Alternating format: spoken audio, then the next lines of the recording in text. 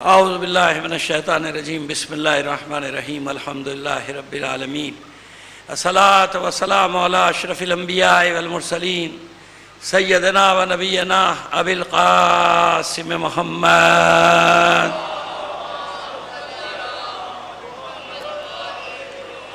وآلہ الطیبین الطاہرین المعصومین ولعنۃ اللہ علی اعدائہم اجمعین من الآن الی قیام یوم الدین اما بعد فقد قال اللہ تعالی فی کتابہ المبین وہو اصدق القائلین وقولہ الحق بسم اللہ الرحمن الرحیم سلام علی نوح فی العالمین انا کذالک نجزی المحسنین انہ من عبادنا المؤمنین ثم اغرقنا الآخرین وان من شیعتہ لابراہیم اذ جاء ربہ بقلب سلیم۔ صلوات بھیجئے محمد آل محمد پر۔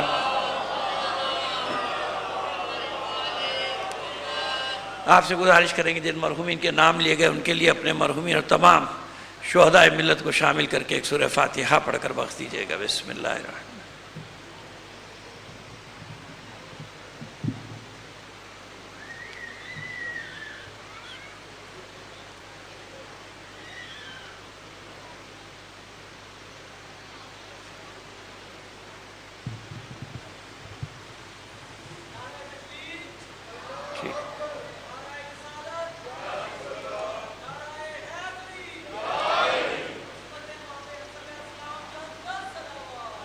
اللہم صلی علی محمد عزیزان محترم، آج ہمارے سلسلے ہمارے حصے کی مجالس کی آج آخری مجلس آ پہنچی۔ انشاءاللہ کوشش کریں گے جو سوالات کیے گئے، ہمیں یاد ہے کل ہم نے کہاں چھوڑا تھا، ایک سوال کے جواب دینا چاہتے تھے لیکن وہ وقت تمام ہو گیا۔ امامت اصول دین میں کیوں ہے؟ ٹھیک ہے نا، پہلے اس کا جواب۔ دوسرا سوال اور بہت ہی اہم ہے ہمارے موضوع سے متعلق، جس میں رہبر کی کتاب کا حوالہ دیا گیا ہے 250 سالہ انسان، اور اس میں رہبر نے حوالہ دیا ہے مصر کے بہت بڑا رائٹر ہے ڈاکٹر طہ حسین، مورخ ہے، اس کی کتاب کا حوالہ دیا ہے۔ اس میں کتاب کا نام تو نہیں لکھا، میں آپ کو بتا دیتا ہوں۔ ڈاکٹر طہ حسین کی کتاب کا نام ہے الحسن والحسین، اور یہ میں نے کتاب پڑھی تھی میرا خیال ہے کہ 75 یا 76 میں اس کا ترجمہ ہو چکا تھا۔ وہ میں نے اس وقت پڑھی تھی، اس زمانے میں پڑھی تھی کتاب جس کا حوالہ دیا گیا۔ بہرحال یہ تو اس میں آ ہی جائے گا ہماری گفتگو کے دوران۔ تیسرا سوال، میرے بھائی جب سے یہاں آ رہا ہوں 28-30 سال ہو گئے، ان علاقوں میں ایک ہی سوال چلا آتا ہے۔ یہ سوال ان سے کیا کرو بھائی جو ان کے ایکسپرٹ ہیں، میں ان سوالات کا ایکسپرٹ نہیں ہوں، پہلی بات۔ دوسری بات، اس میں جو واقعہ لکھا ہے اس واقعے کی تصدیق کون کرے گا، کیسا ہوا کہ نہیں ہوا، کہ ایک صاحب ایک عمل انجام دیتے تھے، ایک مولانا صاحب نے روک دیا، انہوں نے مولانا صاحب سے کہا لکھ کے دے دیں، کفن میں رکھوں گا، مولانا صاحب نے لکھنے سے انکار کر دیا۔ دونوں میں سے کون صحیح، مجھے کیا پتا کون صحیح یار، مجھے یہی نہیں پتا یہ واقعہ بھی صحیح ہے کہ نہیں ہے، یہ بھی بنایا گیا ہے، یہ بھی آپ کو بنا کے سنا دیا گیا۔ تو یہ اس قسم کے سوال بیٹا وہاں کیا کرو جو اس کے ماہرین ہیں۔ میرے پاس وقت نہیں ہے ان سوالات کا، میرے پاس اور بہت سے دنیا کے کام ہیں۔ تشیع کے بڑے بڑے مسائل ہیں، اس سے بڑے بڑے مسائل ہیں۔ تشیع آج جس زمانے میں ہم بسر کر رہے ہیں نا، اس میں بہت بڑے مسائل ہیں۔ میں ان مسائل میں لگا رہتا ہوں بھائی، ان چکروں کی بازیوں میں نہیں پڑتا، تو مجھے ان سے معاف رکھا کرو۔ میں اس معاملے میں چلو یوں سمجھ لو کہ جاہل ہوں، اس وہ سوال ان سے کیا کرو جو اس کے عالم ہیں، جو اس کے ایکسپرٹ ہیں، ان سے سوالات کیا کرو۔ یہ صلوات بھیجئے محمد آل محمد پر۔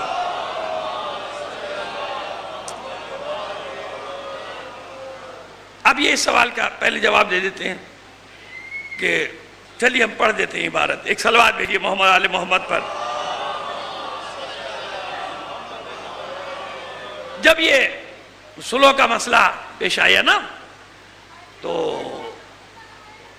دو مشہور صحابہ ہیں معصومین کے، آپ دونوں کے نام جانتے ہیں، مسیب ابن نخبہ اور سلمان بن سرد خزائی، دونوں نے قیام کیا تھا، توابین کے سربراہ تھے۔ یہ آئے تھے امام کی خدمت میں، خلاصہ بتا دیں، اور امام کی خدمت میں آ کر کہا تھا کہ ہم ہزاروں کا لشکر جمع کر لیں گے، خراسان سے ادھر سے ادھر سے آپ. تو امام ان کو تنہائی میں لے گئے. تنہائی میں ان سے جب کچھ باتیں کی، یعنی پہلے یہ پریشان تھے، اسی لیے بعض مورخین نے کہا کہ امام کے تو صحابہ بھی جو خاص تھے وہ بھی خلاف تھے. ایسا نہیں تھا، اصل واقعہ خود طہا حسین نے لکھا ہے اور رہبر نے اس کو نقل کیا ہے اپنی کتاب 250 سالہ انسان. تو یہ آئے تھے، ضرور پریشان تھے. امام ان کو علیحدگی میں خیمے میں لے گئے. کیا باتیں ہوئی کیا نہیں ہمیں نہیں پتا. یہ ایسی گفتگو ہے جیسے جناب امام حسین علیہ السلام نے زہیر بن قین سے کی تھی. ہمیں نہیں معلوم، کسی کو بھی نہیں معلوم، ایسی اس گفتگو نہیں معلوم. اور جب یہ باہر نکلے تو دونوں پرسکون تھے، چہروں پہ طمانیت یعنی سکون تھا، خوشحالی تھی، مطمئن تھے، دونوں مطمئن تھے. اور پھر انہوں نے ویسے ہی کیا جیسے امام نے فرمایا تھا. پھر یہ چلے گئے آگے. طہا حسین کہتا ہے کہ دراصل یہی میٹنگ جو تھی، اسی میٹنگ میں اس کے بقول امام نے بریفنگ دی تھی اور وہاں سے تشیع کی تحریک آگے بڑھی. یہ کون لکھتا ہے؟ طہا حسین. اس کو نقل کیا رہبر معظم نے. کہتے کہ اسی میں جو بات چیت ہوئی یہیں سے سلسلے سارے آگے چلے. اچھا اب ہم آپ کو بتائیں، ذرا سنبھل کے ہیں، خشک ہے بہت لیکن سوال امپورٹنٹ ہے، تو آپ تجزیہ الگ الگ کر کے کر دیتے ہیں، جز جز کر کے بتا دیتے ہیں آپ کو کہ یہ بات کیا ہوئی کیا نہیں یہ تو مجھے نہیں معلوم، یہ کسی کو بھی نہیں معلوم. لیکن حکمت عملی کے بارے میں ہم ضرور جانتے ہیں کہ ائمہ طاہرین کی حکمت عملی کیسے ہوتی تھی. ایک صلوات بھیجیے محمد آل محمد پر.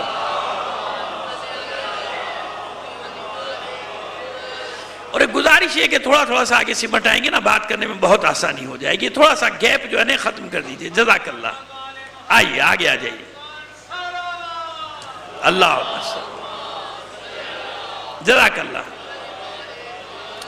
ایک بار اور مل کر بلند آواز سے صلوات محترم مارو.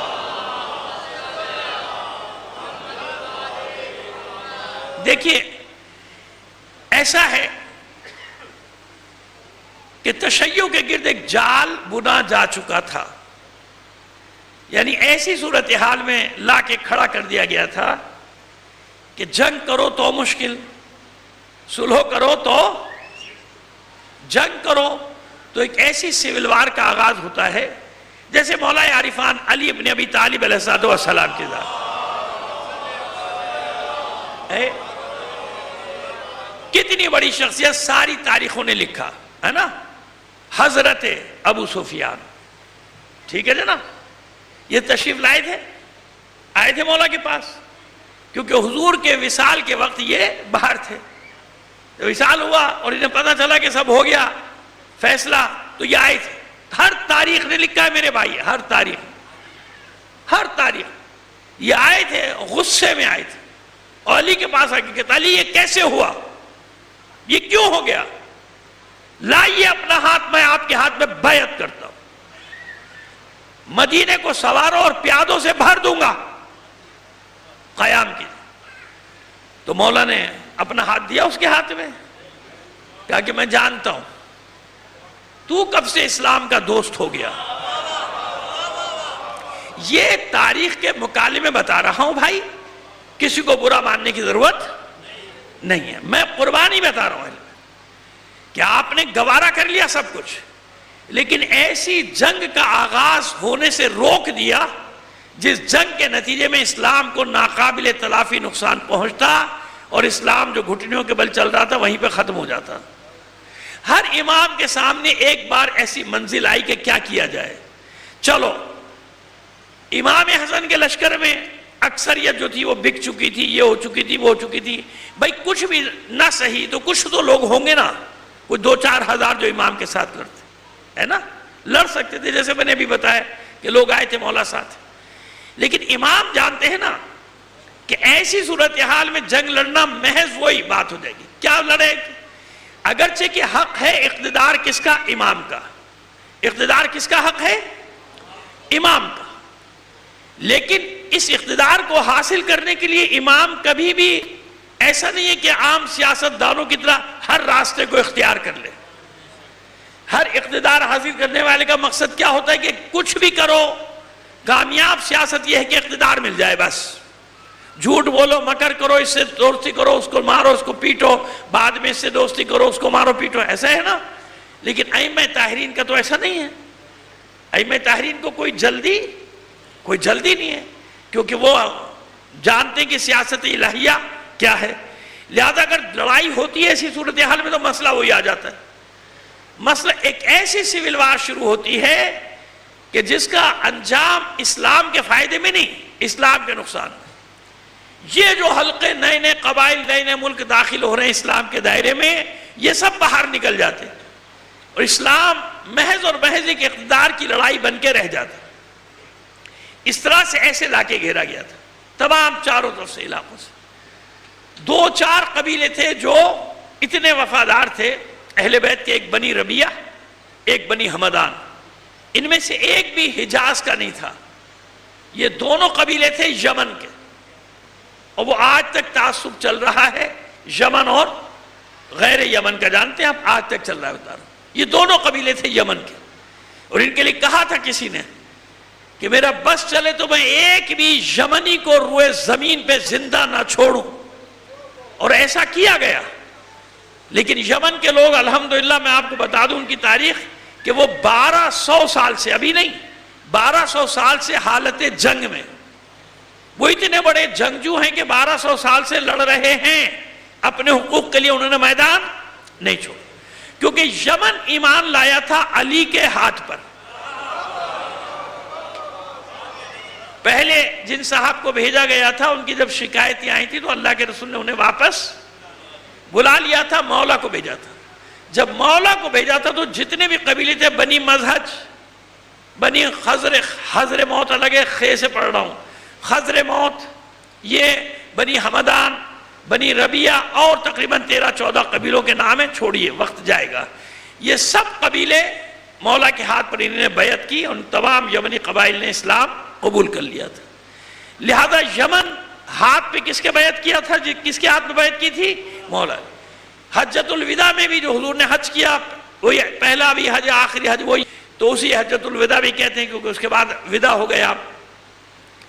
تو مولا یمن سے آئے تھے، مدینے سے ساتھ نہیں گئے تھے، یاد رکھیے گا. حجۃ الوداع کے موقع پہ مولا کہاں سے آئے تھے؟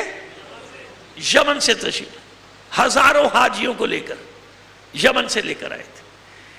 اب امام حسن مجتبیٰ کے سامنے مرحلہ یہ ہے کہ یہ جو اتنی محنت کی گئی ہے اسلام پر، اگر اس طرح سے سول وار کا آغاز ہوا تو اصل مقصد چھپ جائے گا. جیسے اور قیام ہوتے ہیں، اقتدار اقتدار اقتدار اقتدار.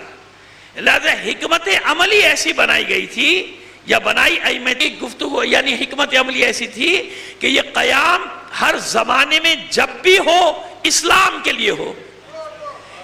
جب بھی قیام ہو اسلام کے لیے کہلایا جائے، مسلمانوں کے لیے کہلایا جائے. اور میں آج 1400 سال بعد دعوے سے کہہ سکتا ہوں کہ ہمارے اپنے لوگوں کو بھی برا لگا، لیکن حقیقت تو یہی ہے نا کہ آج بھی جب اسلام پر وقت پڑا اور مسلمانوں پر وقت پڑا تو تشیع نے اپنے سارے زخم بھلا کر کس طرح سے سامراج کو جواب دیا ہے، یہ پوری دنیا نے دیکھا.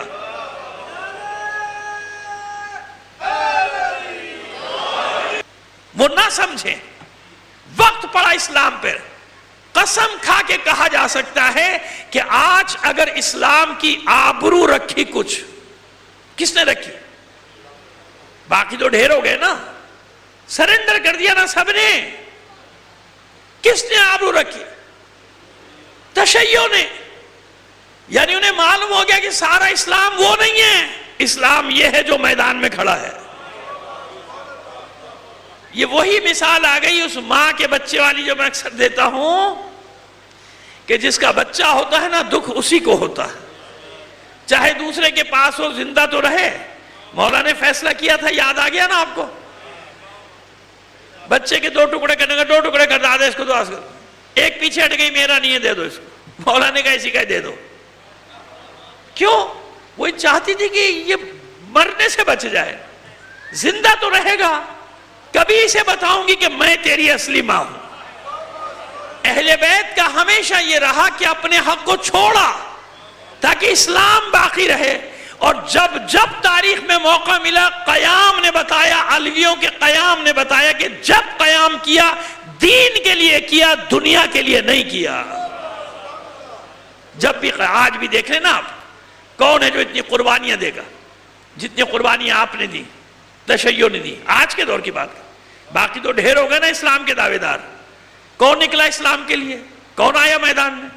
لہذا یاد رکھیں کہ یہ اس کو کہا جاتا ہے کہ اسرار اہل بیت، رازہائے اہل بیت، یہ رموز اہل بیت، کہ ان کی حکمت عملی کو عام انسان اتنی آسانی سے پہنچ نہیں سکتا، کہ جو حکمت عملی ترتیب دی اسی وجہ سے 1400 سال سے تشیع میدان میں ہے، ورنہ ہزاروں مذہب آئے اور ختم ہو گئے، 200 سال 300 سال فنش۔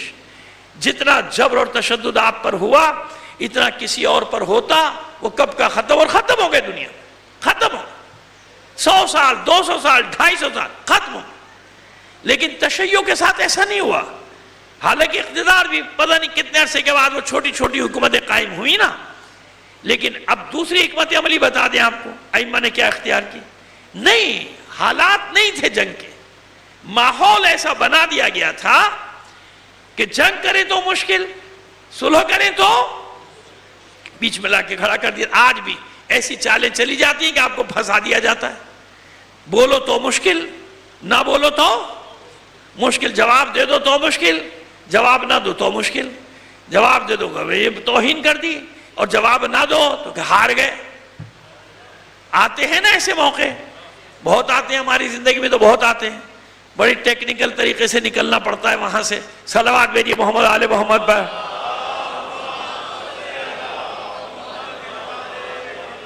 یا عباس کی حکومت شروع ہو گئی، مضبوط ہو گئی، عباس الصفہ مر گیا، منصور دوانقی بیٹھ گیا۔ اب علاقوں کے نام سنیا، کوفہ، بصرہ، واسط، خوزستان یعنی اہواز، اس وقت اہواز کہا جاتا تھا، اہواز، خراسان، ہمدان، تبرستان، دیلم، آذربائیجان کا پورا علاقہ، ماوراء النہر یعنی کیسپین سی کے پیچھے کا سارا علاقہ، زنجان، رے سلطنت رے، نیشاپور، سبزوار اس وقت شامل تھا، آج الگ الگ ہے، سبزوار، نیشاپور، توس، اور نام مجھے نہیں یاد۔ ان تمام جگہوں پہ چھٹے امام کے وکیل موجود تھے۔ اس وقت سے کیا فائدہ اٹھایا تھا امام نے؟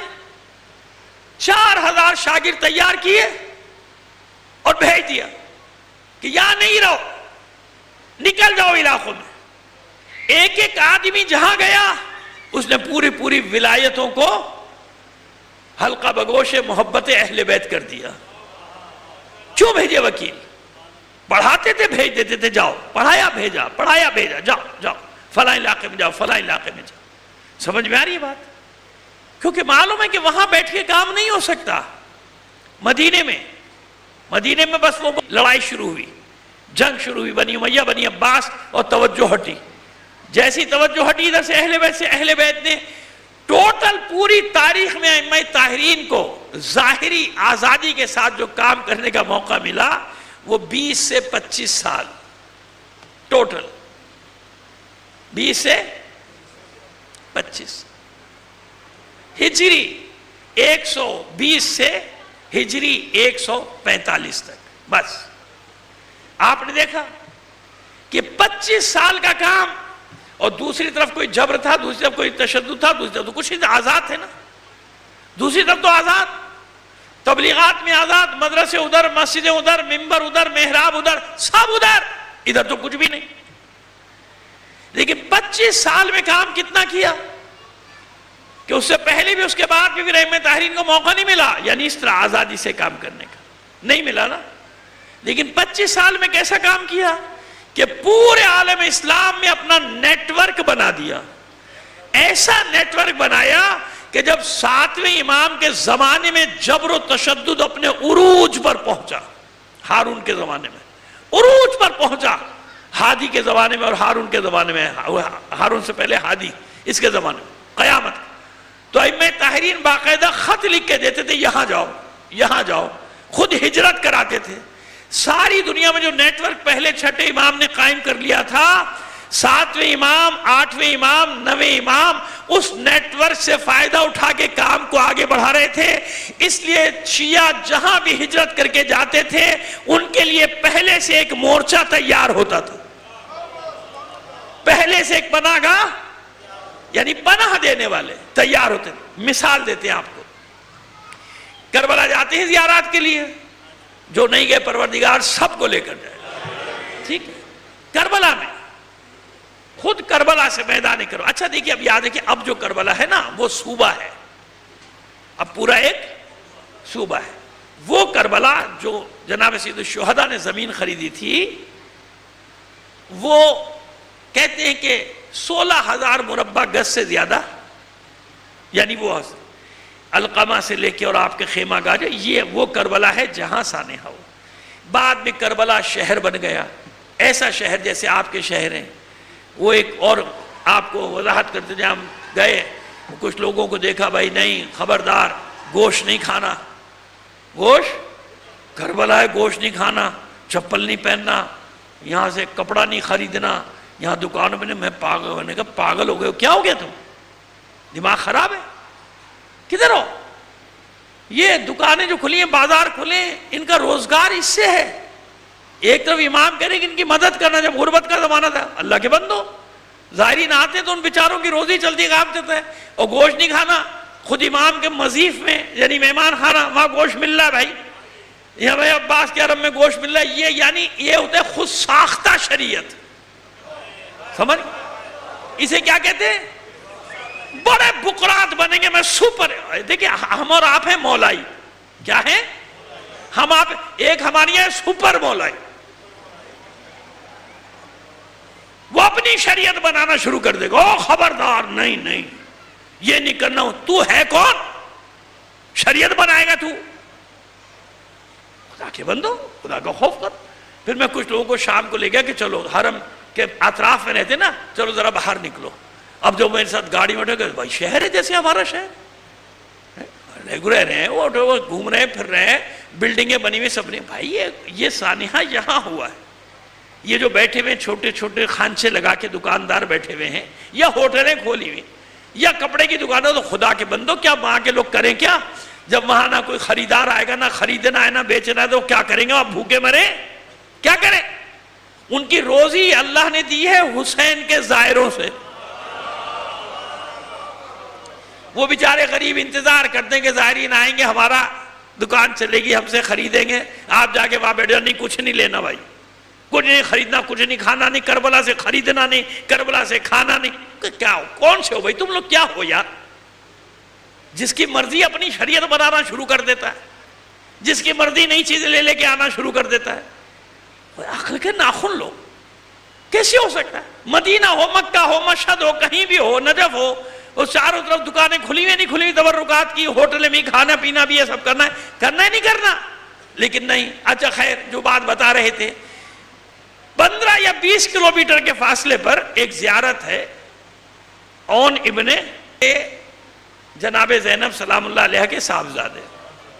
ایسا نہیں ہے، ایسا نہیں. گنج شہیدہ اندر ہے نا حرم میں.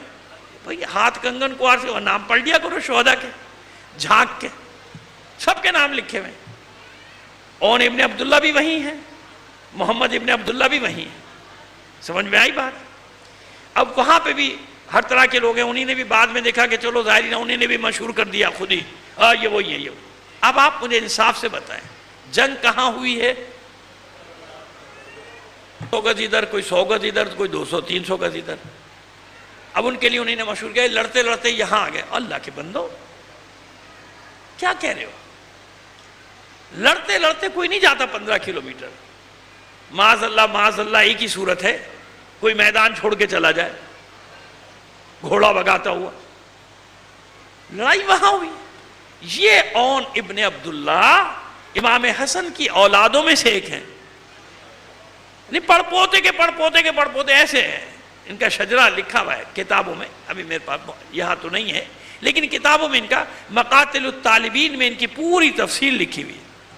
ان کا کیا کام تھا؟ یہ جنگل تھا، توجہ رکھیے گا کہ کیسے لوگ ہیں نا الو بناتے ہیں، بیوقوف بنا ہمارے لوگ بن جاتے ہیں عقیدت میں۔ یہ جنگل تھا یہ علاقہ، یہ اس جنگل میں چھپ کر رہتے تھے، جھگی ڈالی ہوئی تھی، اور مشہور کیا ہوا تھا کہ بھئی یہ جراح ہیں، جیسے ہمارے یہاں حکیم ہوتے نا جراح۔ ان کا کام کیا تھا؟ وہ زمانہ کہ جب ہاتھ کاٹے جاتے تھے، ظاہرین کے پیر کاٹے جاتے تھے، گلے کاٹ دیے جاتے تھے، یہ جنگل میں چھپ کر رہتے تھے، جو زائر آتا تھا اس کو اپنی پناہ دیتے تھے، اور پھر موقع دیکھ کر رات کی تاریکی واریک میں، کیونکہ مقامی تھے نا تو ان کا راستے پتہ تھے، کھیتوں کھلیانوں سے نکال کے اسے کربلا پہنچاتے تھے۔ یہ ان کا کام تھا، ساری زندگی نے نہیں کام کیا۔ اور جو زخمی ہو جاتا تھا، ہاتھ پیر کاٹا جاتا تھا، تو وہی اس کو ڈاکتے یہاں پر اس کا علاج کرتے تھے، اس کا علاج معالجہ کرتے تھے۔ یہ ہیں جناب عون ابن عبداللہ، کیونکہ والد کا نام ان کے عبداللہ ہے تو ان کا وہ بھی عون ابن عبداللہ، یہ بھی عون ابن عبداللہ۔ سمجھ میں آ رہی ہے بات؟ تو یہ اس طرح سے خدمات انجام دیتے تھے، جگہ جگہ نقاط پہ مومنین موجود تھے، اور ائمہ طاہرین کو سب ٹھکانے ظاہر معلوم ہوتے تھے کہ کہاں کس کو بھیجنا ہے۔ حتیٰ میں پہلی 2 مجلسوں میں بتا چکا کہ ایک سرزمین بر صغیر، اس بر صغیر تک میں حریق ابن شنسب اور حارث ابن عبدہ مری، حارث ابن عبدہ مری، یہ جتنے بھی تھے یہ سب مولا کے چاہنے والے تھے اور آ چکے تھے اور اپنے ٹھکانے بنا چکے تھے۔ اسی لیے شیعہ ہجرت کرتے تھے، مکران کے ساحل پر آ کے اترتے تھے، دیبل کے ساحل پر آ کے اترتے تھے۔ انہی کو مارنے کے لیے وہ لشکر بھیجا گیا تھا۔ سمجھ میں آ گئی بات؟ حجاج نے جو بھیجا تھا، صلوات بھیجیے محمد آل محمد پر۔ یہ ہو گیا۔ اب اس سوال کا جواب، یہ ہم نے یہاں پہ ختم کر دی بات کہ امامت اصول دین میں کیوں ہے، ضروری ہے۔ آئیے بتائیں آپ کو کیوں ہے۔ کل یہ سوال ملا تھا، کل جواب دینا چاہتے تھے مگر وقت جو تھا بالکل ختم ہو گیا۔ پہلے دیکھیں قرآن مجید میں امامت ہے کیا، ٹھیک ہے نا؟ پھر دیکھتے ہیں اصول دین میں۔ وقت انشاءاللہ اپنے معینہ وقت میں لیں گے، محدود وقت میں لیں گے۔ ایک صلوات بھیجیے محمد آل محمد پر۔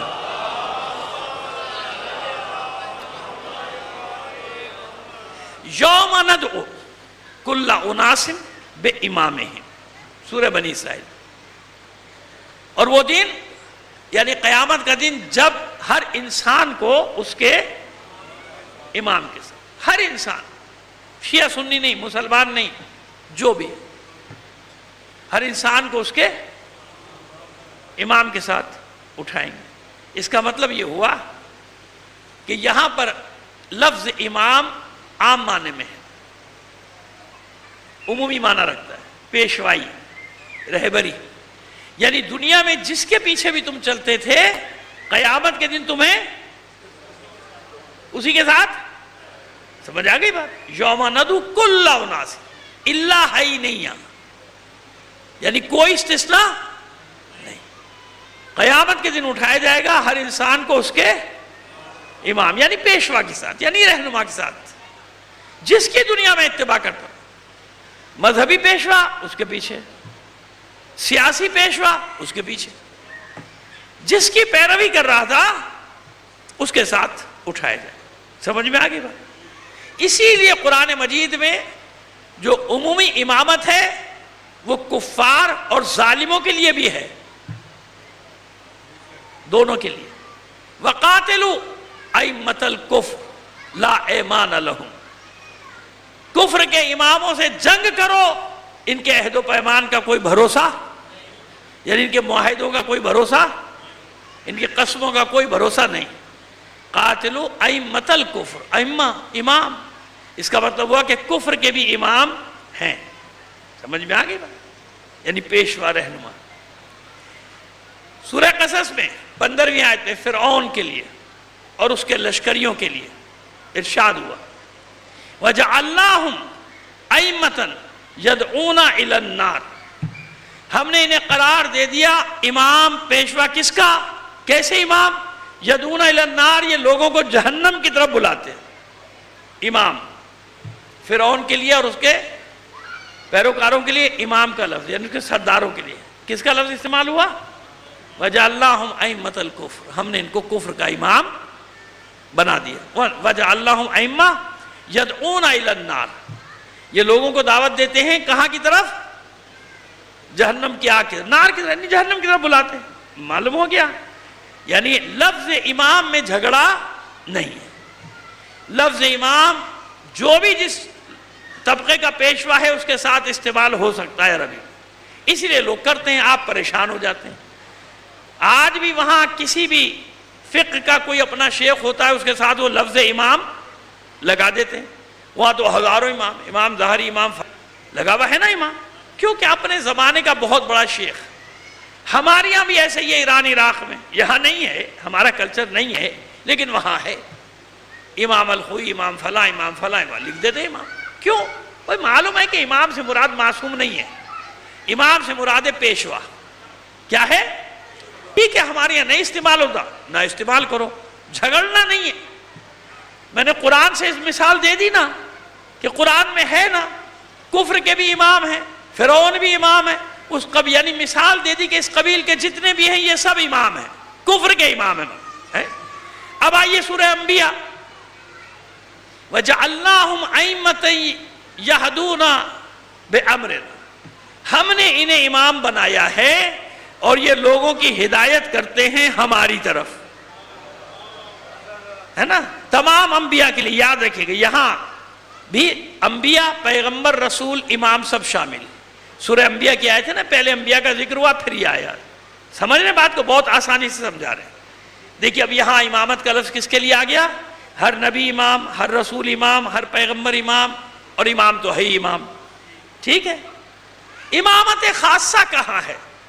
اچھا پہلے یہ مسئلہ حل کر دیں، یہ ہم نے بات کیوں کی؟ پس ہر انسان کا حساب کتاب کس کے ساتھ ہے؟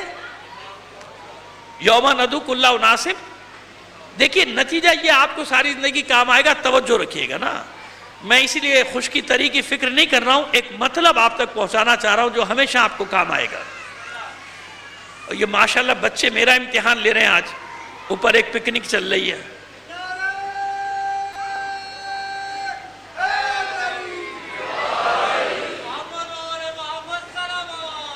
اللہ حافظ۔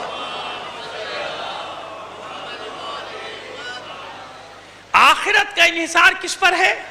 امام پر، ہے نا؟ یعنی جنت یا دوزخ میں جانے کا انحصار کس پر ہے؟ امام پر۔ جس کی پیروی کرے گا قیامت کے دن اس کے ساتھ، نص سے قرآنی ہے، اس میں کوئی بحث نہیں ہے۔ کوئی انسان پیشوا کے بغیر نہیں اٹھے گا، چلو گروہ کھڑے ہو نا، آگے آگے ان کا امام چلو۔ باقی کچھ لوگ چیخیں گے نہیں ہمارا امام تو فلاں کا نہیں، تم زبان سے اسے امام کہتے تھے، عمل میں اس کے پیچھے چلتے تھے۔ تو جس کے پیچھے چلتے تھے نا، اٹھائے جاؤ گے اسی کے ساتھ۔ وہاں یہ نہیں چلے گا کہ مذہب کا امام اور ہے، میرا سیاسی امام۔ سمجھ میں آ گئی بات؟ اتنا اشارہ کافی ہے، سمجھ گئے؟ اٹھاؤ جاؤ گے اس کے ساتھ جس کے پیچھے چلتے تھے دنیا میں۔ تو کتنا خوش نصیب ہے وہ شخص کہ کم سے کم ایسے نام پہ مارا جاتا ہے کہ اتنی تسلی تو ہے اس کے گھر والوں کو بھی کہ حسین کے نام پہ گیا ہے، علی کے نام پہ گیا ہے، یا اہل بیت کے نام پر گیا۔ تو میں تو ڈرتا ہوں ان لوگوں سے جو پتہ نہیں کس کس کے نام پہ چلے جاتے ہیں، اللہ ہی ان کا حافظ ہے۔ آپ کو معلوم ہو گیا کہ قیامت کے دن اٹھے گا۔ بس قیامت کا حساب کتاب منحصر ہے امام پر، ایسے ہی ہے نا جنت دوزخ۔ اسی لیے ہمارے یہاں امام، اب دیکھیے ایک اور مسئلہ بھی حل ہوا، معصوم عن الخطا ہے۔ کیوں؟ اس کو خطا سے پاک ہونا چاہیے، اس لیے اس کو خطا سے پاک ہونا چاہیے کہ اس پر میری دنیا کا بھی انحصار ہے، میری آخرت کا بھی۔ اگر اس سے، دیکھیے دلیل قائم کریں نا، دلیل دے رہے ہیں آپ کو، اگر اس سے خطا کا امکان ہو تو مجھے کچھ نہیں پتا میرا کون سا عمل صحیح ہے کون سا غلط ہے۔ ارے بھائی جب امام سے خطا کا امکان ہے، جب امام سے ہی خطا ہو گئی تو میں کہاں جاؤں؟ پتہ ہی نہیں ہے کہ بھائی یہ عمل صحیح ہے یا نہیں۔ یہی ہے نا، یہ فرق ہے ہم میں اور ان میں کہ امام معصوم کیوں ہونا چاہیے؟ کیونکہ مجھے یقین کامل ہو کہ میں جو میرا امام ہے اس سے خطا کا امکان، کیونکہ اگر اس سے خطا کا امکان ہو تو آپ کا ہر عمل ہو گیا مشکوک۔ بعد میں پتہ چلا بھائی وہ تو بات صحیح نہیں تھی امام کی، جیسے اور لوگوں کے ساتھ ہوا، کہ بھئی یہ صحیح نہیں، وہ صحیح نہیں، وہ صحیح نہیں، اب کہاں جائیں؟ آخرت کی بات ہو گئی نا. بس امام کیوں ہونا چاہیے معصوم عن الخطا؟ کیونکہ اس کے عمل پہ منحصر ہے میری دنیا اور آخرت، یعنی یہاں بھی وہاں بھی. یہ یقین کامل ہونا چاہیے کہ جسے میں امام مان رہا ہوں یہ خطاؤں سے پاک. بس اسی سے آگے بڑھی بات. امام کا عادل ہونا بھی شرط عادل ہونا. اور یاد رکھیے دوسری جگہوں پہ یہ شرط نہیں ہے، نہ معصوم کی شرط ہے نہ رکھ دی تو مسائل کھڑے ہو جائیں گے. صلوات بھیجیے محمد آل محمد پر.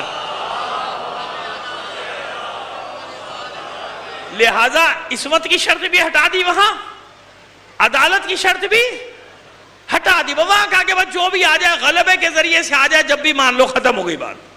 خروج کر کے آ جائے یعنی اقتدار حاصل کر لے، وہ ہو گیا. لہذا ساری دنیا کی سیاست اسی اصول پہ چل رہی ہے کہ جیسے بھی چاہو اقتدار. ہمارے یہاں تو ایسا نہیں ہے نا. بس امام عادل ہونے کا مطلب زندگی کے ہر شعبے میں عدل سے کام لے. زندگی کے ہر شعبے میں عدل سے کام، عدالت سے. ہمارے یہاں تو پیش امام تک کے لیے عدالت شرط ہے. عدالت شرط ہو گئی یعنی جو کچھ بھی میرے اعمال ڈیپینڈ کر رہے ہیں وہ میرے امام پہ ڈیپینڈ کر رہے ہیں. میرا روزہ، میرا نماز، میرا عقیدہ، میرا حج، میرا زکوٰۃ، میرا خمس، جتنی بھی عبادتیں ہیں یہ سب منحصر ہیں امام پر. امام ہونا چاہیے عادل. اسی لیے عدل بھی ہمارے یہاں اصول دین میں قرار پایا، کیونکہ اللہ کون ہے؟ عادل. اللہ کون ہے؟ عادل. لہذا عدل وہاں پر جب امام کے ساتھ صفت متصف ہو گئی عادل ہونے کی کہ امام ہو تو عادل ہونا چاہیے، لہذا جتنے بھی فروع دین ہیں وہ سب ڈیپینڈ کر رہے ہیں امامت پر. لہذا امامت کو اصول دین میں ہونا بالکل عقلی مسئلہ ہے، کیونکہ جب تک میں امامت کو اصول دین میں نہیں رکھوں گا فروع دین میرے وضاحت نہیں ہوتی، مکمل نہیں ہوتے، اور پھر مجھے یقین بھی حاصل نہیں ہوتا کہ یہ صحیح ہے یا غلط ہے. اس لیے امامت کو کہاں رکھا گیا؟ اصول، اور عدالت بھی اصول دین. کیونکہ امامت اصل ہے. پہلے امامت پر ایمان لانا ہے، اس کے بعد اعمال کی بات آئے گی. بھائی نماز روزہ سب سے سوال ہوگا آیا کہاں سے ہے، کس انسٹیٹیوٹ سے آیا ہے؟ تو جواب کیا ہوگا؟ امامت سے. وہی ولایت، وہی امامت سے آیا ہوں. اب سمجھ میں آیا کہ وہ اصل ہے، اس سے یہ ساری فروعات نکلیں گی. یعنی جتنے بھی دین کے احکام ہیں ان کی اصل ہے امامت. جتنے بھی احکام، تو امامت کہاں؟ اصول دین میں قرار پائی. صلوات بھیجیے محمد آل محمد پر. اب آئیے اور مختصر کریں. اب قرآن میں امامت خاصہ کہاں ہے؟ تشنگی رہ جائے گی نا. ابھی ہم نے امامت عامہ کا ذکر کر دیا. یوم ندعو کل اناس بِإِمَامِهِمْ یدعونا الی النار، وہ فرعون یہ امامت عامہ. وقاتلوا ائمۃ الکفر لا ایمان لہم، کفر کے اماموں سے لڑو، جنگ کرو. امامت عامہ. وجعلناہم ائمۃ یہدون بامرنا، اگرچہ کہ انبیاء، پیغمبر، رسول سب شامل، لیکن وہ امامت خاصہ کہاں ہے؟ قرآن. 2 مثالیں مجلس ختم. 2 مثالیں قرآن سے، اور بھی ہیں 2 کافی. پہلی جس پر آپ ساری زندگی مجلسیں سنتے ہیں، اسے جلدی سے گزر جاتے ہیں. سورہ بقرہ 124ویں آیت. وَإِذِ ابْتَلَىٰ إِبْرَاهِيمَ رَبُّهُ بِكَلِمَاتٍ فَأَتَمَّهُنَّ قَالَ إِنِّي جَاعِلُكَ لِلنَّاسِ. اور نمرود سے معرکہ ہوا، نبی تھے جبھی تو معرکہ ہوا، تھے نا، خلیل تھے، رسول تھے. جب آگ میں پھینکا جا رہا تھا نبی تھے نہیں تھے؟ جب در بدر کیے گئے، ملک سے نکالے گئے، جلا وطن کیے گئے، نبی تھے نہیں تھے؟ بے آب ہو گیا وادی میں بچوں کو چھوڑا، نبی تھے نہیں تھے؟ وہ تو بعد میں پتا چلا کہ مینڈھا آ گیا جنت سے، وہ تو اللہ نے بھیجا ہے نا. ابراہیم نے تو اپنا کام کر دیا تھا نا، چھری چلا دی تھی. تو مینڈے کی آواز آئی تو پریشان ہوئے کہ یہ کیا ہوا، دیکھا تو مینڈا پڑا. کیا نبی تھے نا، پیغمبر تھے، رسول تھے، نبی تھے. پروردگار فرماتا ہے کہ سب امتحانات کے بعد وَإِذِ ابْتَلَىٰ ابراہیم، جب مبتلا کیا ابراہیم بکلمات یعنی مراد چند امتحانات میں ڈال دیا، ہم جاؤ آزمائشوں میں ڈال دیا ابراہیم. فَأَتَمَّهُنَّ، کیا کیا؟ ان سب میں ابراہیم پورے اترے، تمام کیا یعنی پورے اترے. فَأَتَمَّهُنَّ، تمام امتحان کر. تو ہم نے کیا کیا؟ انہیں امامت دی. بس اس کا مطلب یہ ہوا کہ کوئی خاص امامت ہے، ورنہ عام امامت میں تو ابراہیم ویسے ہی شامل ہیں، سارے نبی شامل، پیغمبر شامل، رسول شامل. کیونکہ فوراً جناب ابراہیم نے فرمایا تھا قَالَ وَمِن ذُرِّيَّتِي، میری نسل کو دے دے، کہا تھا نا. اور پروردگار نے بھی ٹوک دیا تھا قَالَ لَا يَنَالُ، جس کی تمنا جناب ابراہیم اپنی نسل کے لیے بھی کر رہے ہیں. ٹھیک ہے، لیکن یہ بھی فریق پر حجت نہیں بن سکے گی، اس کے لیے وہ تعویلیں نکال کے لے آئیں گے. آئیے ایک اور آیت آپ کی خدمت میں پیش کر دیتے ہیں. سورہ فرقان 25واں سورہ، آیت نمبر 74ویں آیت. ارشاد ہوا والذین یقولون ربنا ھب لنا من ازواجنا وذریاتنا قرۃ اعین واجعلنا للمتقین اماما. کچھ لوگ ہیں جو اللہ کی بارگاہ میں دعا مانگ رہے ہیں. کیا دعا مانگ رہے ہیں؟ اے پالنے والے کچھ اچھی ازواج دے، کچھ اچھی اولاد دے، انہیں ہماری آنکھوں کی ٹھنڈک بنا دے اور ہمیں متقین کا امام بنا دے. یہ مانگنے والا جو بھی ہے یا مانگنے والے جو بھی ہیں، انہی نے امامت عامہ نہیں مانگی. امامت عامہ ہے قرآن میں، نہیں مانگی. انہی نے کیا کیا؟ حد لگا دی. وَجَعَلْنَا لِلْمُتَّقِينَ اماما، ہمیں متقین کا امام بنا. اس کا مطلب یہ کوئی خاص امامت ہے نا جو مانگی جا رہی ہے. اور آیت کا حکم بھی آج تک چل رہا ہے، جاری ہے. کوئی نہیں کہہ سکتا کہ نہیں جناب ناسخ، یہ آیت نہ ناسخ ہے نہ منسوخ. 1400 سال میں کسی مفسر کی ہمت نہیں. زمانے میں کوئی دعا مانگنے والا موجود ہے جو دعا مانگ رہا ہے. کچھ اچھی ازواج، سب نہیں. دعا مانگنے والا جانتا ہے کیسی کیسی آئیں گی، ہے نا بھائی. انبیاء کے ساتھ آئیں گے نہیں آئیں کیسی کیسی. پھر آپ ابھی آج دن میں آج کے حالات میں ہیں، امام حسن کو زہر دینے والا کون تھا؟ بیوی تھی نا.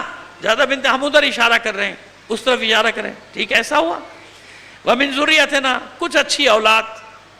یہ سب کے لیے نہیں مانگ رہا.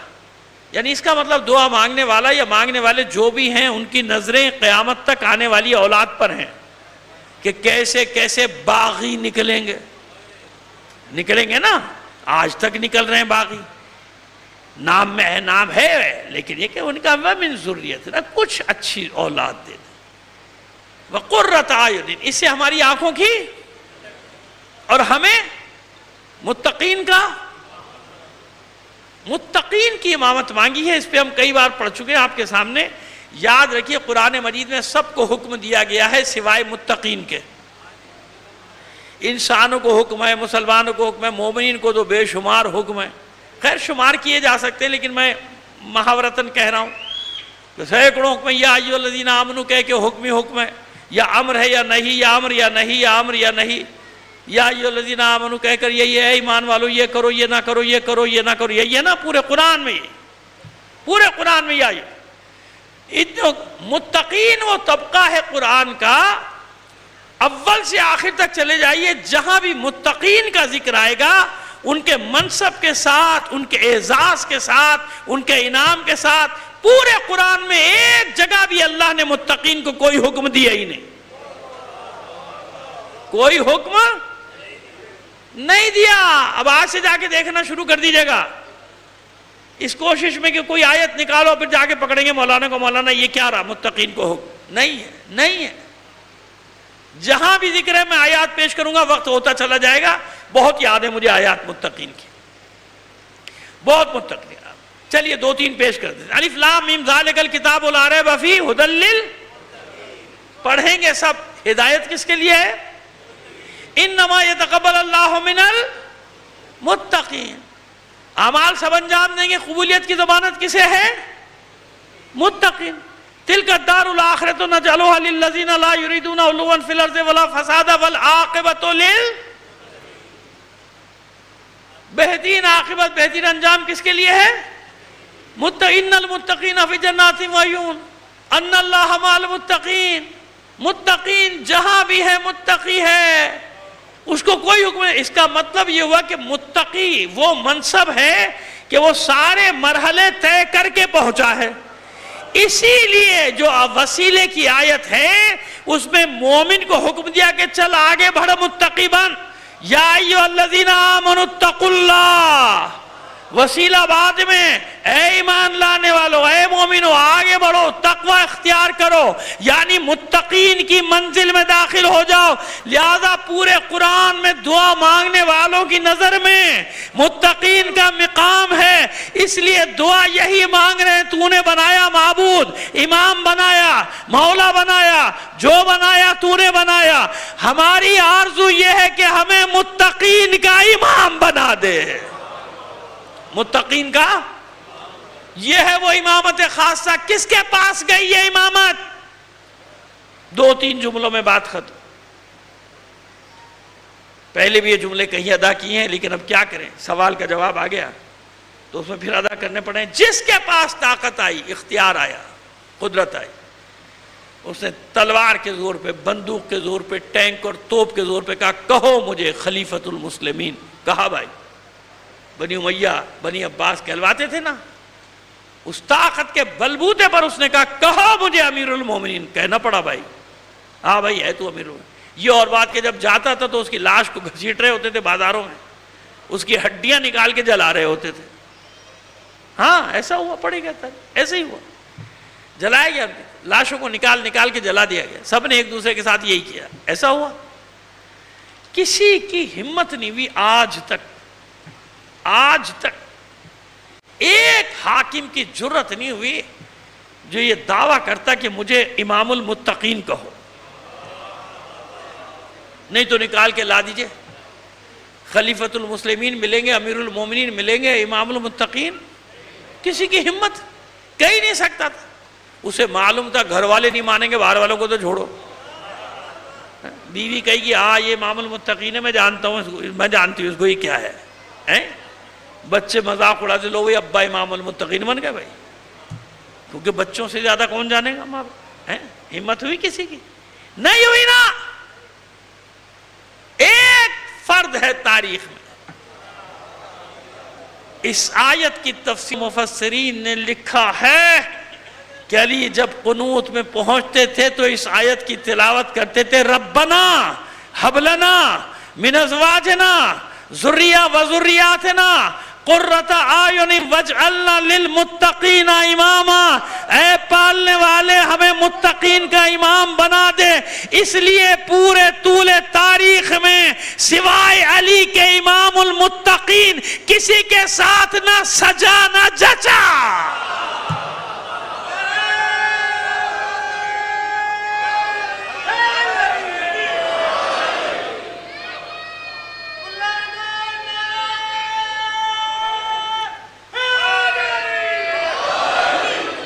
لگا بیٹا، پھر سے لگا دیا. یہ بچہ پہلے دن سے آ رہا ہے اور اس کو میں لے کر آتا ہوں. میری نعرے باز پارٹی یہ ہے، بچے چھوٹے چھوٹے. صلوات بھیجیے محمد آل محمد. میں کیا کروں، بڑے تو آتے نہیں. وہ چھوٹے چھوٹے بچوں کو میں نے قابو کیا کہ بیٹا نعرے ذرا لگا دیا کرو میری مجلس. صلوات بھیجیے محمد آل محمد. جی ہے جناب. کسی کے ساتھ یہ لقب نہ جچا نہ سجا. ہر امام المتقین. لیکن یاد رکھو اماموں نے بھی اپنے جد علی کے اس لقب کی حفاظت کی ہے.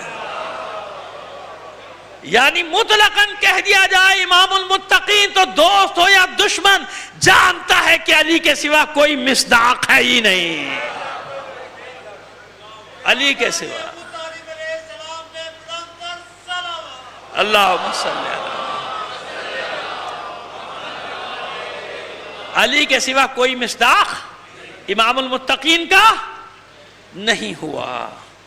ابھی میں نے ذکر کر دیا نا کہ دعا مانگنے والے نے کتنی قیدیں لگائیں، سب نہیں، کچھ اچھی ازواج، سب نہیں، کچھ اچھی اولاد۔ کیوں؟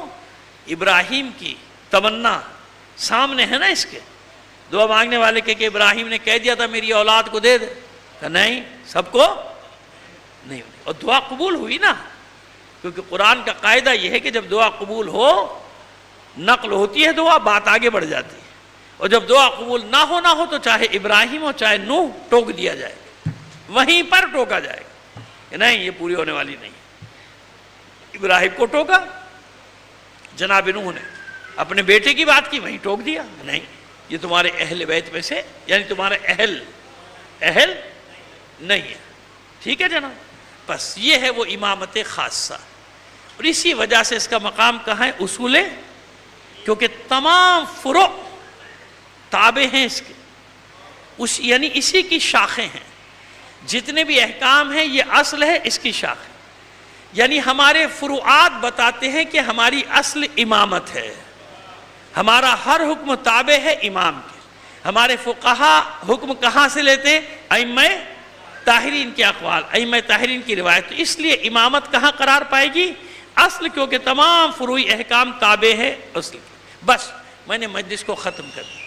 عزیزان محترم، یہ وہ اعلانات ہیں جو اللہ کا رسول ہر قدم پر کرتا رہا، قدم قدم پر۔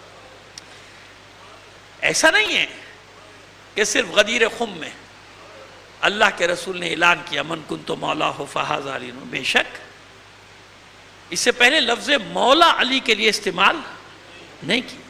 تو کیا پہلے دن سے علی مولا نہیں تھے؟ نہیں، یاد رکھیے، ہم تو اس پر بھی دلیلیں قائم رکھتے ہیں، کرتے ہیں اور رکھتے ہیں کہ جب یہ دونوں انوار مقدسہ خلق ہوئے تھے، خیر نورین کہہ لیجئے کیونکہ تثنیہ کے لیے الگ صیغہ ہے عربی میں، انوار جمع ہو جاتی، جب دونوں نور محمد و علی کے نور خلق ہوئے تھے اس وقت ہی یہ دونوں مولا تھے، ایسا نہیں کہ بعد میں بنائے گئے۔ ہاں اب دیکھیے وہ یہ حالات آ گئے نا، کیسے حالات تھے اللہ کے رسول کے سامنے کہ جاننے کے باوجود علی کی مولائیت کا اعلان نہیں کر سکتے، قیامت ہو جائے گی۔ 23 سال کی زحمتوں کے بعد جب اعلان کیا تو دیکھیے کتنی قیامت برپا ہوئی۔ تو اگر شروع میں اعلان کر دیتے تو کیا ہوتا؟ سمجھ میں آ گئی بات؟ نہیں کیا اعلان۔ کیوں؟ وہ بغض اور کینہ جو علی کے لیے دلوں میں تھا، کیوں؟ وہ اس لیے تھا اللہ کے نیک بندو کہ رسول کے سپر علی تھے۔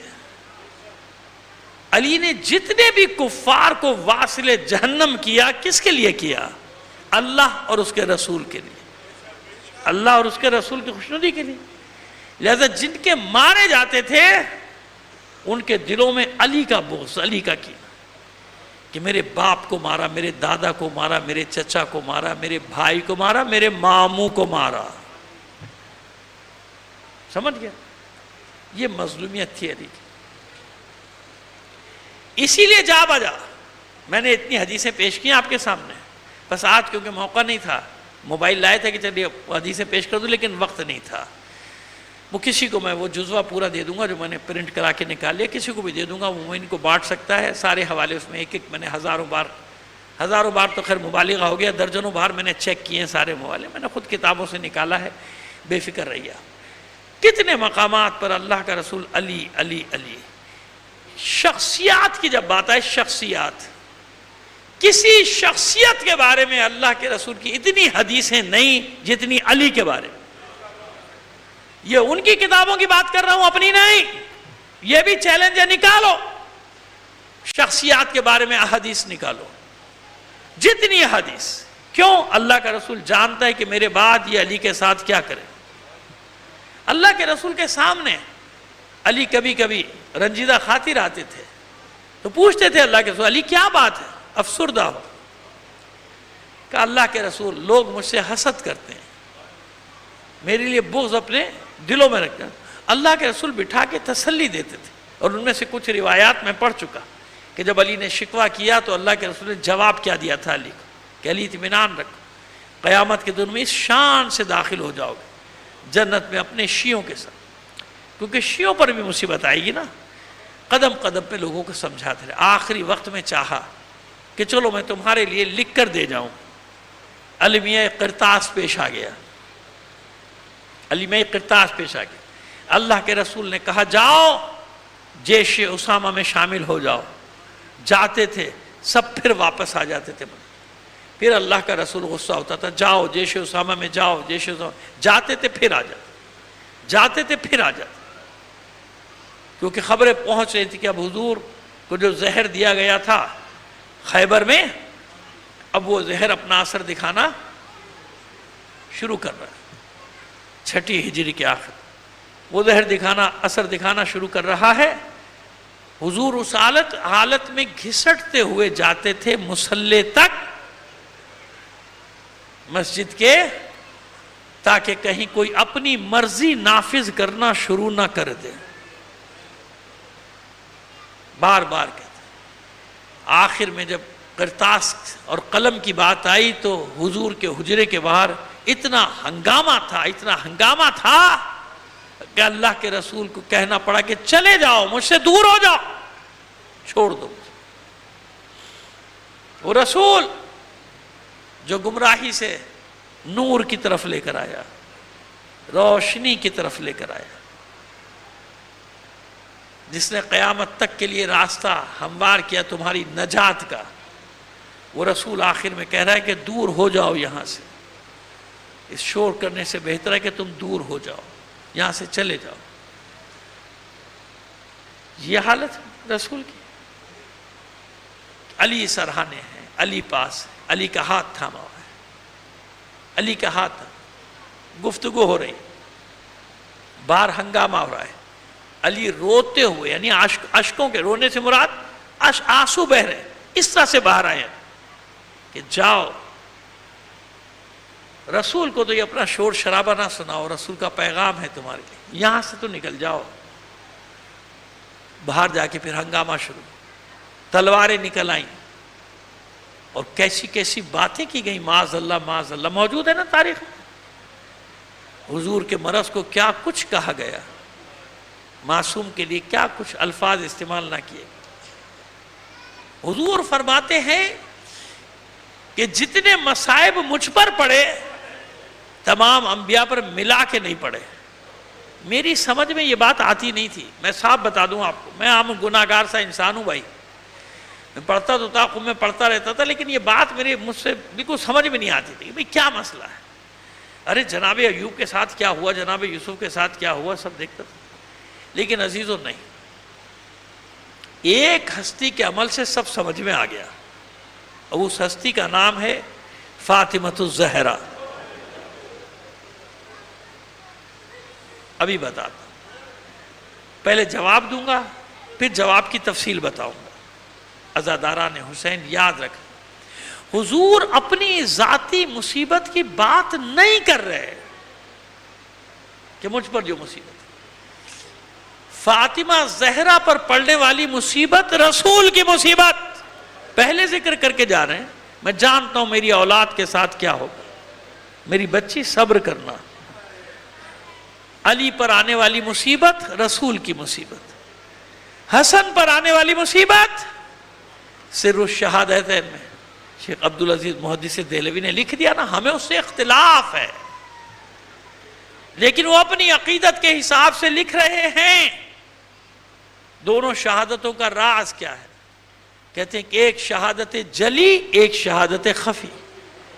رسول کے لیے کہہ رہے ہیں کہ رسول کو دونوں شہادتیں ملی۔ میں ایسے تھوڑی بات کر رہا ہوں آپ سے کہ حسن حسین کی مصیبت رسول کی مصیبت، فاطمہ کی مصیبت رسول کی مصیبت، علی کی مصیبت رسول کی مصیبت۔ وہ لکھتے ہیں سر الشہادتین میں کہ شہادت جلی بھی رسول کو ملی، شہادت خفی، دونوں شہادتیں رسول کو ملی۔ کہتے ہیں حسین کی صورت میں شہادت جلی، یہ وہ لکھ رہے ہیں، ہم نہیں لکھ رہے، جنہوں نے ہمارے خلاف کتابیں لکھی وہ لکھ رہے ہیں کہ حسین کی صورت میں شہادت جلی ملی۔ اب سمجھ میں آئیں گے، حسین کے جسم اتھر پہ پڑنے والا ہر زخم، ہر وار کہاں پڑ رہا تھا؟ ہر تیر، ہر تلوار، ہر نیزہ کہاں پڑ رہا تھا؟ یہ وہ لکھ رہے ہیں، میں نہیں لکھ رہا. اور شہادت خفی حسن کی صورت میں انہوں نے اس کو شہادت خفی قرار دیا. ہم کہتے ہیں نہیں، وہ بھی شہادت جلی ہے. آپ پردہ ڈالتے ہیں، بے شک آپ کی مرضی پردہ ڈالی ہے، لیکن بہرحال یعنی کہنے کا مطلب یہ کہ ساری مصیبتیں کس کی مصیبتیں ہیں؟ یقین جانے ایسے ایسے واقعات ہیں کہ رسول نے کس کس طرح. میں اشارہ کروں گا، آپ بات کو سمجھ لیجئے گا. ایک شخص تھا، میں نے شہید مطہری نے بھی اس واقعے کو نقل کیا، آغا شہرودی نے بھی نقل کیا، آغا شہرستانی نے بھی نقل کیا اس واقعے کو. ایک شخص تھا بغداد کے ایک محلے میں، اس کا ہاتھ آگ میں جلتا نہیں تھا.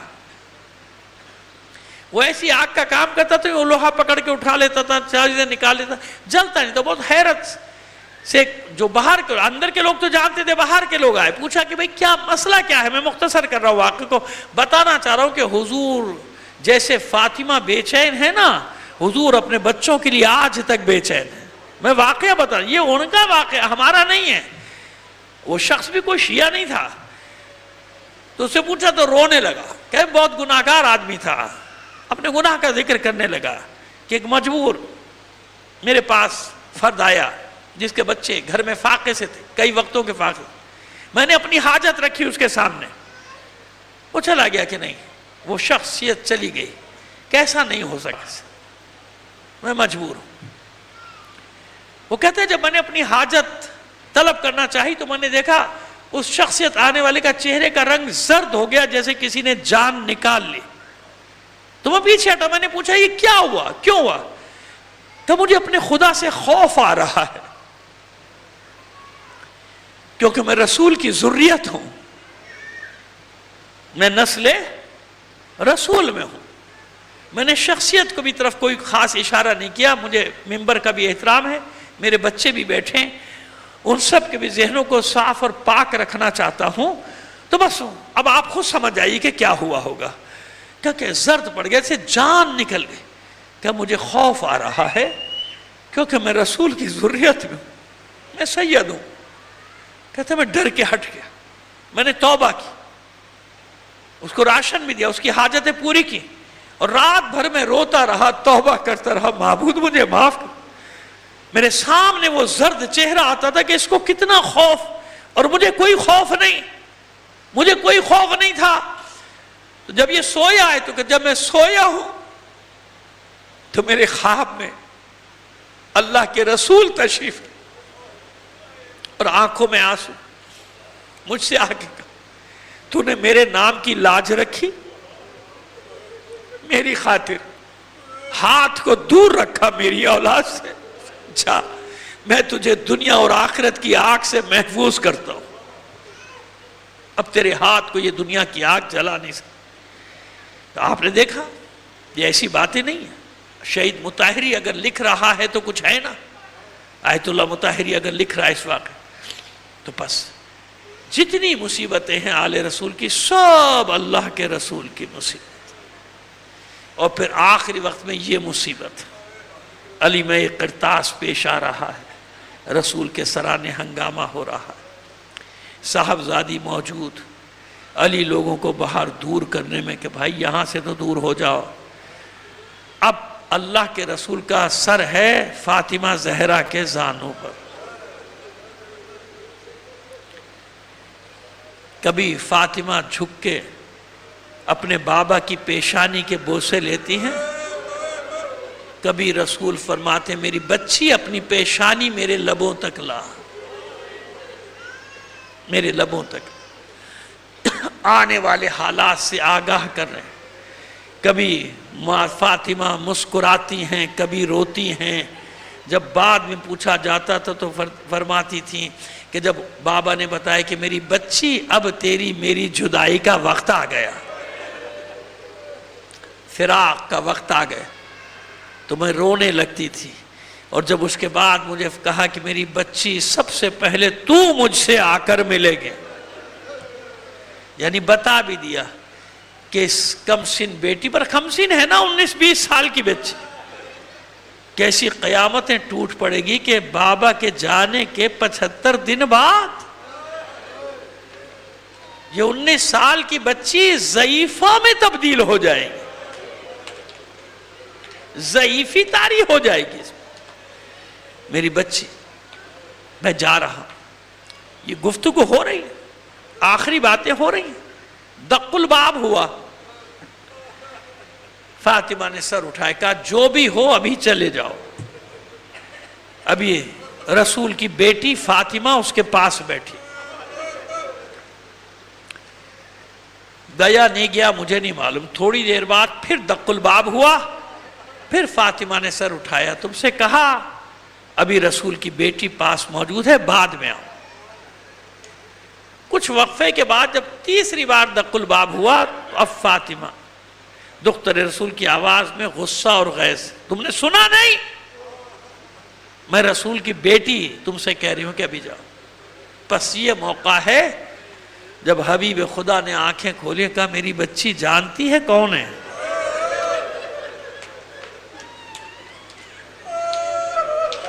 یہ وہ ہے جسے کوئی دہلیز پار کرنے کے لیے کسی کی ضرورت نہیں، اسے کسی کی اجازت کی ضرورت نہیں، لیکن اے میری بچی فاطمہ، یہ تیرا مقام ہے کہ اسرائیل بھی تیری اجازت کے بغیر اس دہلیز کو، چوکھٹ کو پار نہیں کر سکتا۔ اسے آنے دے، اسے آنے دے، یہ ملک الموت ہے۔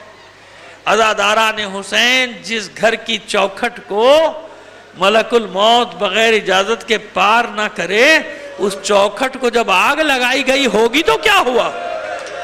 ارے زہرا کو نہ جلایا ہوتا تو لوگوں کی کبھی ہمت نہ ہوتی کہ زینب کے خیمے کو جلایا جاتا۔ اسی لیے لوگوں کی ہمت ہوئی کہ جب فاطمہ زہرا کا دروازہ جلایا جا سکتا ہے تو آل رسول کے خیموں کو بھی جلایا جا سکتا ہے۔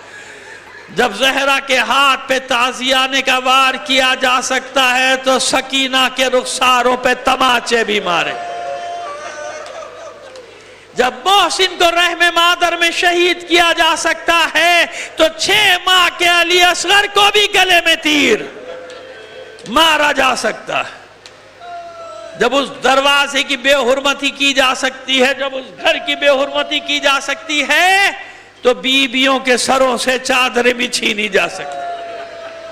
عزاداران حسین، بس آخری جملہ، جب شام کے بازار میں بیویاں داخل ہوئیں، کوفے کے منظر کو بھول گئی تھیں، کوفے کے باہر کا عجب عالم تھا، چند قدم قیدی آگے بڑھتے تھے اس سے زیادہ پیچھے دھکیل دیے جاتے تھے، لوگ کھڑے ہوئے تھے اپنے بالا خانوں پہ، اپنی گیلریوں میں کھڑے تھے، چوباروں پہ کھڑے تھے، تماشا دیکھ رہے تھے، اور کہیں کہیں کوئی بدبخت، میری ہمت نہیں ہے وہ جملے پڑھنے کی جو لوگ پڑھ دیتے ہیں، ہاں میں جانتا ہوں کہ کہیں کہیں توہین کرتے تھے اور کنکر بھی مارتے تھے قیدیوں کو، اور بیویوں کا عالم یہ تھا کہ فریادیں بلند کرتی تھی، لوگوں اپنی آنکھیں نیچے کر لو، اپنی آنکھیں بند کرو، ہم کوئی اور نہیں تمہارے رسول کی بیٹیاں ہیں۔ اللہ لعنت اللہ علی القوم الظالمین وسیعلم الذین ظلموا ای منقلب ینقلبون